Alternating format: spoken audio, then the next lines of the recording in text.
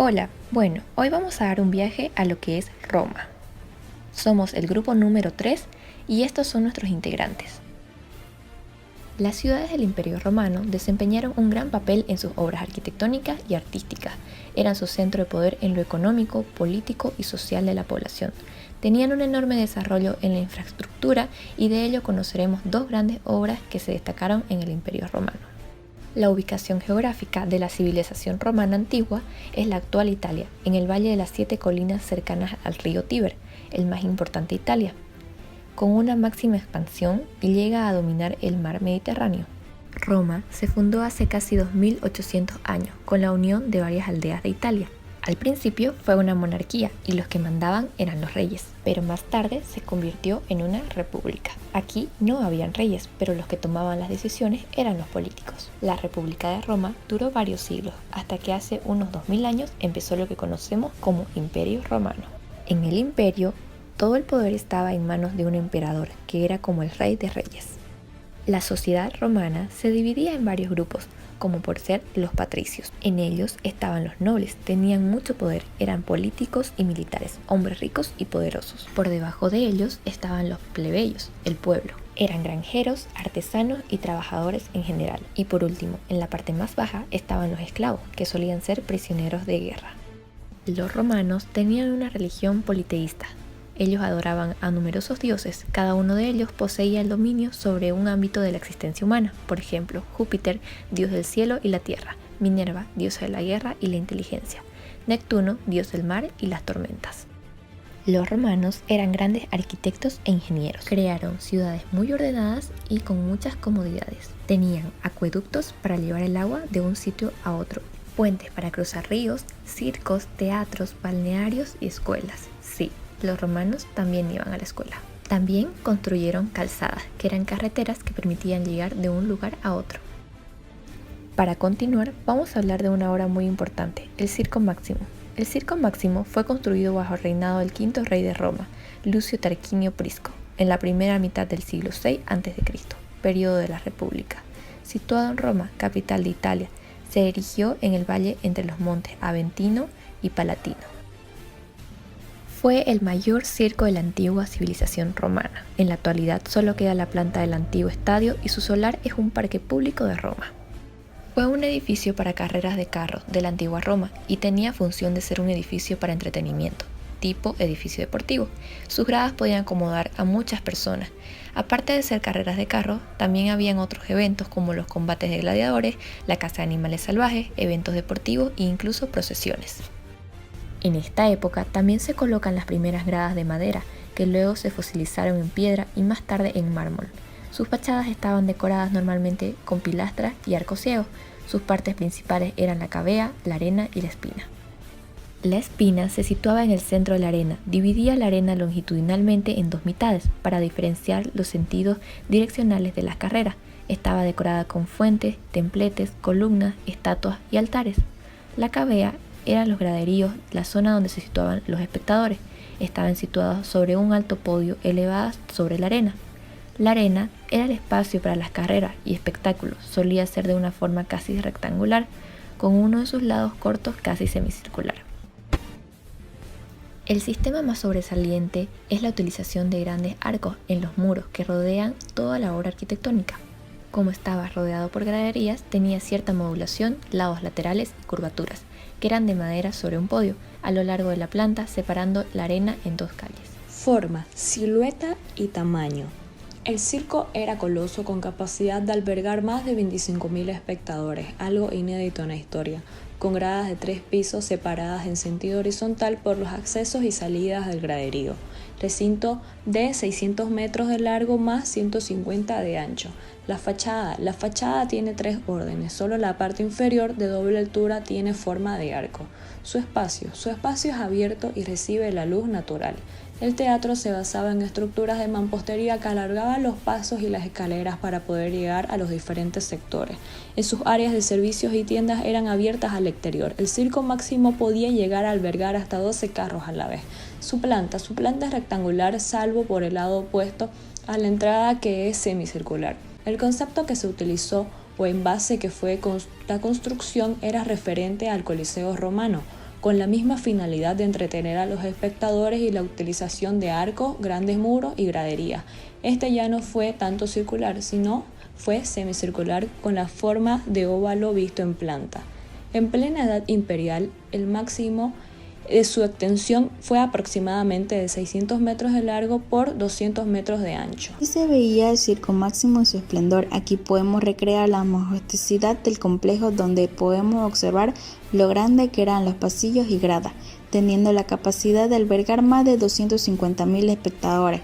Sus espacios de las entradas eran grandes, monumentales, tenían altares altos, los pasillos y la ventilación eran abiertos ya que cabía mucha gente. Sus dimensiones en su parte exterior eran de 610 metros de largo por 190 de ancho, mientras que en el interior eran aproximadamente de 564 metros por 85 metros de ancho. Ahora nos toca hablar sobre los materiales y elementos constructivos del Circo Máximo. Para empezar, su construcción se dio en el año 600 a.C. y uno de sus principales materiales fueron la madera, la piedra, el mármol, el ladrillo y el hormigón. Los primeros intentos de construir un gran estadio siempre habían acabado en desastre. El primer Circo Máximo se construyó 500 años antes, pero al estar fabricado de madera, la estructura ardía con demasiada facilidad y se incendió una vez tras otra.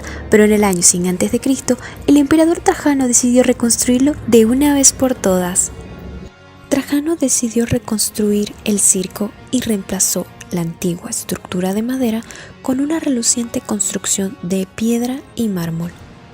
Realmente se trata del primer circo permanente que se construyó en el Imperio Romano. Todo se debió a la materia de construcción que ellos utilizaron, el hormigón. Esta mezcla novedosa supondría un gran paso adelante de la arquitectura de la época. El hormigón ya tenía muchos beneficios para los romanos. En primer lugar, permitía una construcción mucho más rápida que otros materiales y adicionalmente haría la construcción de complejos mucho más grandes y de mayor aforo. Y es que la única parte del Circo Máximo que se construyó en madera fueron los pisos superiores, los 3 primeros donde estaban situados. Los comercios estaban construidos de hormigón, decorados con ladrillo y mármol. En conjunto, se trataba de una estructura ignífuga que permitiría una mayor flexibilidad de desarrollo y que gracias a sus novedosas características mantuvo el edificio en un solo lugar de más de 500 años. Los romanos jamás habían visto nada igual. Para resaltar los sistemas constructivos en el Circo Máximo fueron las columnas utilizadas de manera decorativa, el arco y la bóveda. Para incrementar la seguridad de los espectadores, se excava una trinchera de 3,5 metros de anchura y otros tantos de profundidad por todo el perímetro de la pista. El emperador Nerón mandó a construir una barrera cilíndrica de marfil que giraba sobre sí misma al ser tocada, impidiendo que los animales treparan por ella para poder subir a las gradas. Una novedad que permitiría que toda la acción tuviese escasos metros de los espectadores.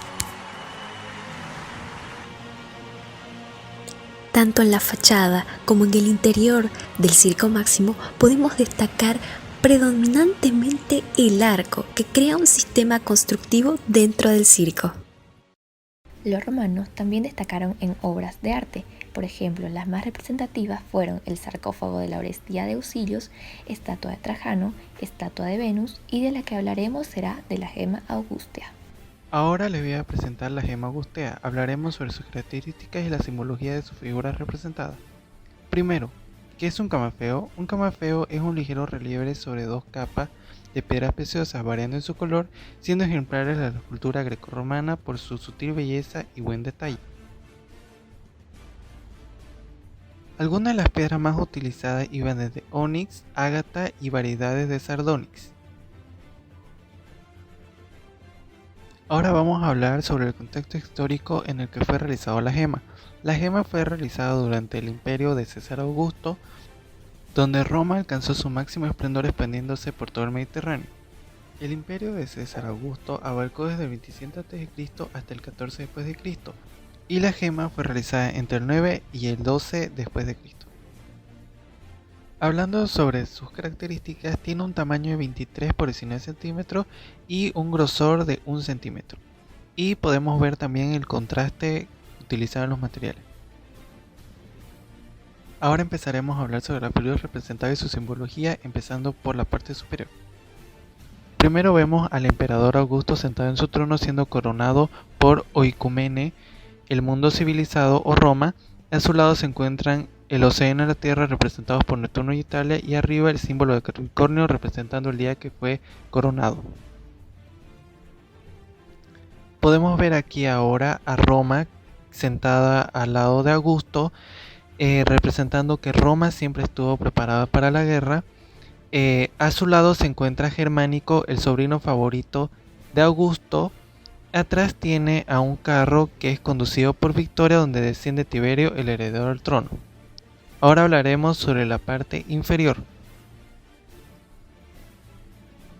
En esta primera parte inferior podemos primero observar a las dos figuras sentadas que simbolizan a los pueblos derrotados por Roma. También podemos ver a Marte, que junto con dos hombres que representan al símbolo zodiacal de Géminis y con un soldado macedonio levantan un trofeo romano de guerra. Y es como en esta segunda parte inferior muestra a la diosa Diana y al dios Mercurio arrastrando a dos prisioneros celtas identificados por sus vestimentas y collares. Estos son arrastrados hacia los soldados que levantan el trofeo de guerra. Como podemos ver, esta obra se caracteriza por su alta carga simbólica y por su alto detalle. Tipología. La gema augustea es un camafeo. Se llama camafeo a todo relieve obtenido en piedra preciosa, generalmente variocolor y delicadas figuras. Usualmente en el camafeo se muestra en alto relieve la figura o rostro de una mujer o personaje importante.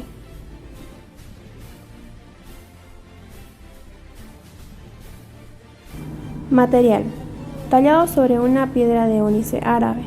Una capa es blanca, mientras la otra es de color marrón azulado para resaltar mejor los detalles de las figuras representadas y crear un fuerte contraste con el fondo oscuro.